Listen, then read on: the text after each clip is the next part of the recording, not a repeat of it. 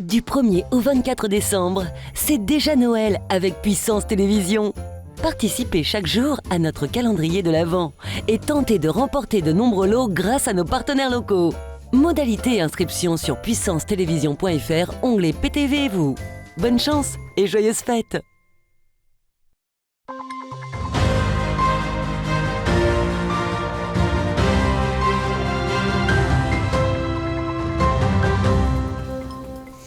Bonjour et ravi de vous retrouver dans votre nouvelle édition du 15 Info. Voici les titres de ce mardi 28 novembre.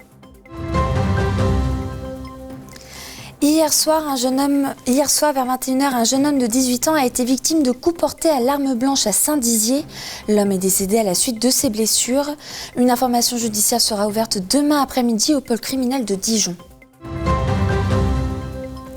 Ce mardi est marqué par la signature de la première convention pour le développement de l'éducation artistique et culturelle en Haute-Marne. Cette convention permettra un meilleur accès à l'art et à la culture pour les jeunes.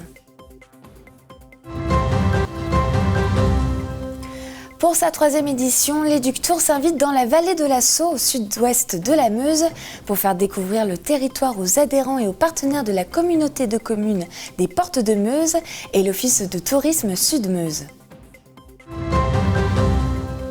La ville de Saint-Dizier proposera un Noël sous une bonne étoile. Entre village, spectacle et animation, féerie et magie seront donc au rendez-vous du 2 au 31 décembre dans les rues Bragarde.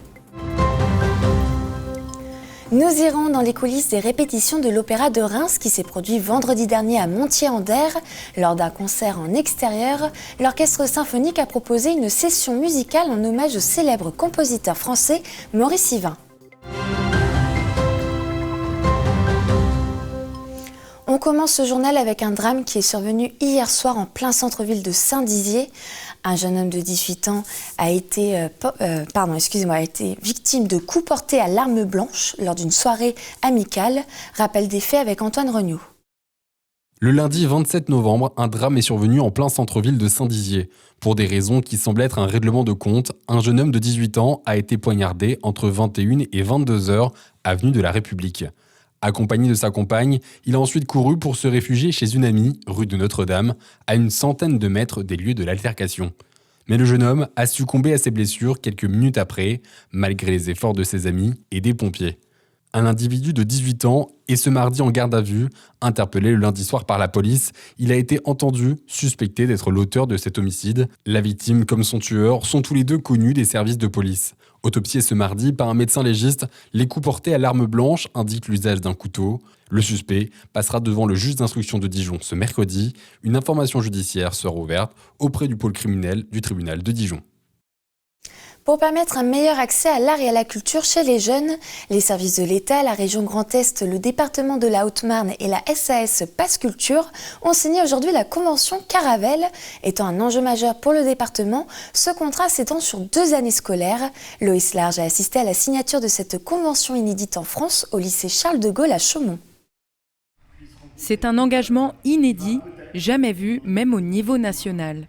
Baptisée Caravelle, la convention cadre signée cet après-midi au lycée Charles de Gaulle de Chaumont doit permettre à tous les jeunes haut-marnais d'accéder aux lieux d'art et de culture de la région Grand Est.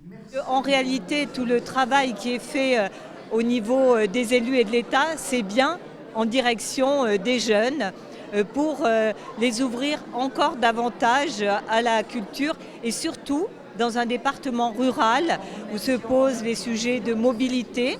C'est un enjeu essentiel. On a souhaité, notamment avec le recteur et avec la directrice régionale des affaires culturelles pour ce qui concerne l'État, mettre l'accent sur la ruralité.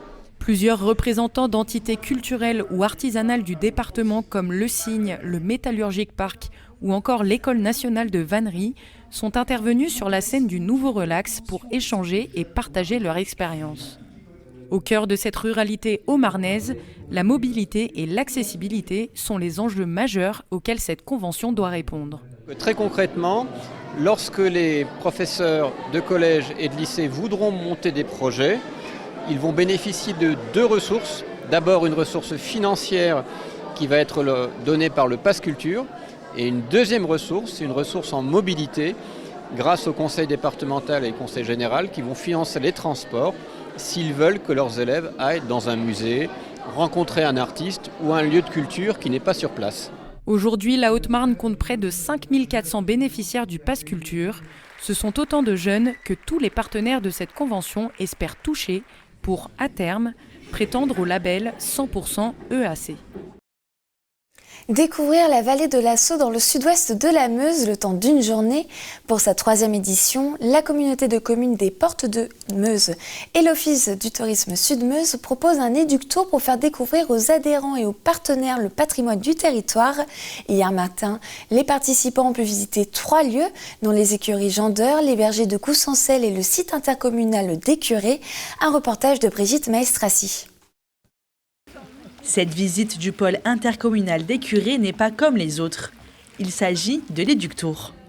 Organisé par l'Office du tourisme Sud-Meuse et la communauté de communes des Portes de Meuse, leurs partenaires et adhérents partent à la découverte de la richesse du territoire. Pour cette 3e édition, la visite se déroule autour des différentes activités présentes dans la vallée de la Saulx, souvent méconnues. C'était très intéressant et ça met en avant le patrimoine local de la Meuse, ce qui permet pour nous de connaître les aspects de la région. Tant au niveau du patrimoine, du local aussi, l'histoire, ça fait partie de notre vie, donc à tous, et puis surtout pour pouvoir partager ce savoir-faire et le faire perdurer. C'était principalement de la visite et découverte. Donc on a découvert aussi notre région parce que je ne suis pas de la région du tout à la base et c'est vrai que je découvre beaucoup de choses.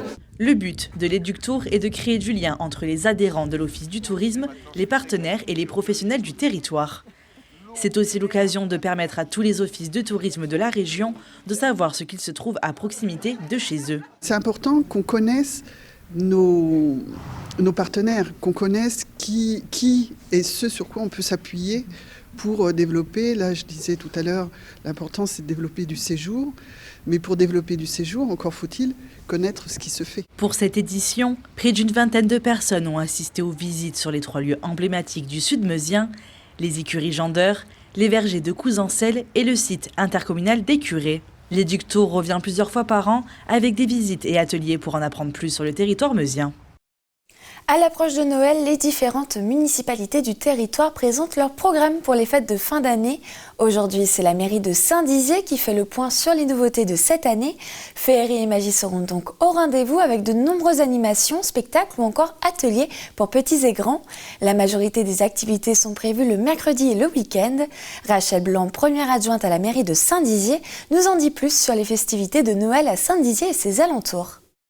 Cette année, nous avons voulu que Noël soit vraiment sous l'aspect de la féerie de Noël pour les familles et notamment pour les enfants.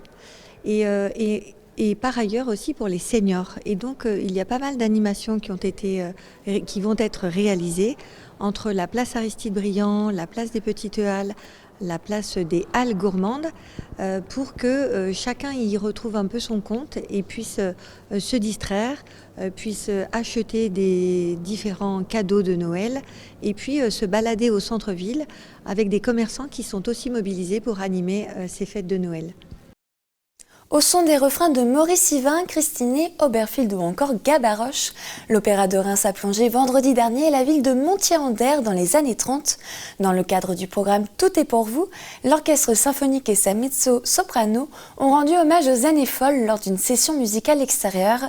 En première partie, l'école de musique de Montier-en-Der a lancé ce concert avec plusieurs performances musicales. Clémentine Coppola nous fait revivre les coulisses.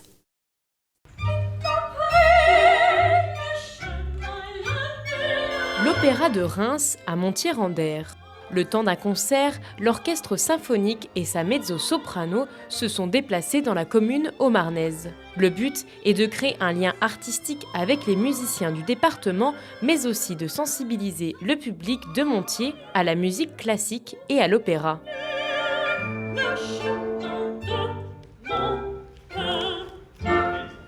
Le but de venir jouer dans les petites communes, c'est de favoriser le lien entre toutes les populations pour dire aux petites communes et aux spectateurs des petites communes, nous sommes là, nous venons aussi jouer pour vous, nous sommes aussi un opéra pour vous. Pour cette session musicale hors les murs, l'opéra a préparé un programme en hommage à Maurice Yvain, célèbre compositeur français. Pendant 1h15, les musiciens et la chanteuse résument tous les aspects de son univers artistique, mais aussi la comédie musicale d'entre-deux-guerres. C'est de la musique qu'on n'entend pas souvent, voire jamais, parce que c'est un programme qui donc a été concocté par Christophe Mirambeau. Il y a des choses qui n'ont jamais été chantées, jouées depuis les années 30, quelque chose comme ça, donc qui ont été réorchestrées pour l'occasion. C'est de la musique, comment décrire ça? Bon, moi c'est de l'extase totale, c'est un peu, c'est assez festif, c'est très gai, mais c'est aussi très fin dans le texte. Et pour ce concert, l'opéra est bien accompagné. L'école de musique de Montier-en-Der a prévu de son côté 3 morceaux pour la première partie, des musiques tirées de comédies musicales comme The Greatest Showman.